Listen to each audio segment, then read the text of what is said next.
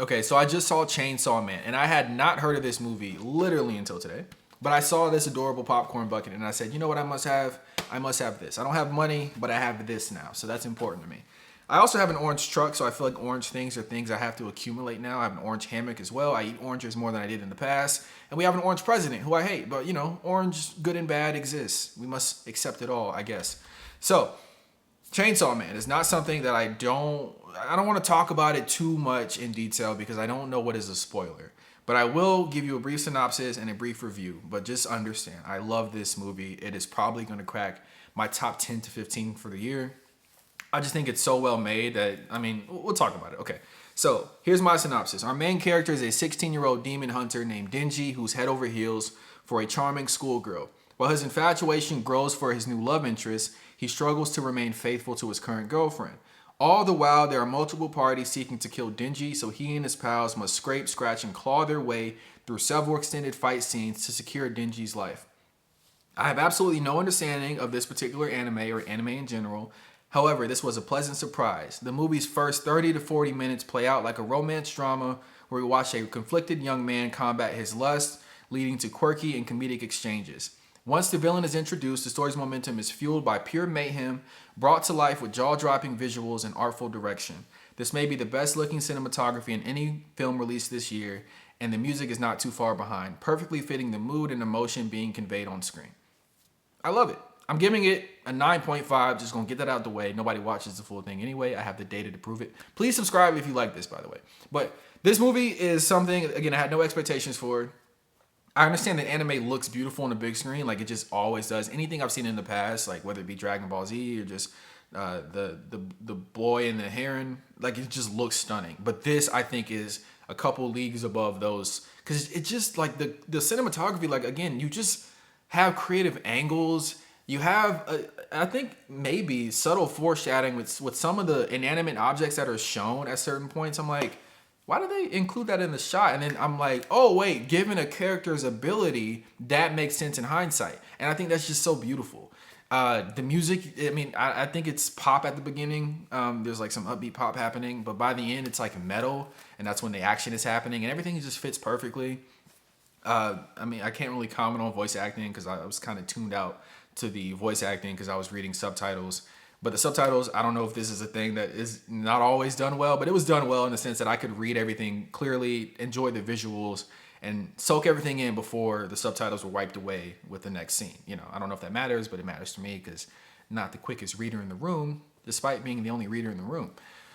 What else is there? There's this like cute little, like, you know, this is just like a romance. You're watching a teenage boy and a teenage girl fall in love, and you're just watching them be weird about it and thinking all these crazy thoughts that he shouldn't say out loud, and her having the charm and the confidence to know that she's in charge of what's happening. And it's just, I don't know, it's cute, it's fun.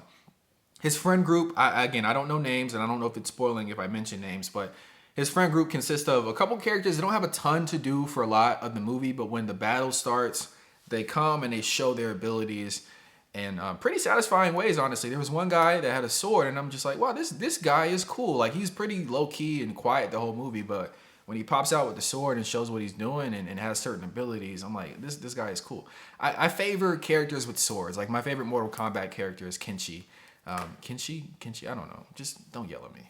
Anyway, he's blind, he has a sword. All that stuff is cool to me. There's also this, I guess, kind of like emotional detour in the movie where two characters actually, I guess they don't know they're speaking about it. Well, maybe they, I don't know, whatever. Two characters mention this, I guess, Aesop fable or allegory, something. It's a thing. It's about the country mouse or the city mouse, and, you know, the city mouse has access to greater food and, you know, in our sense as a human, greater culture, but they have, you know, to deal with more dangers and stress and all these unique things that come with city life.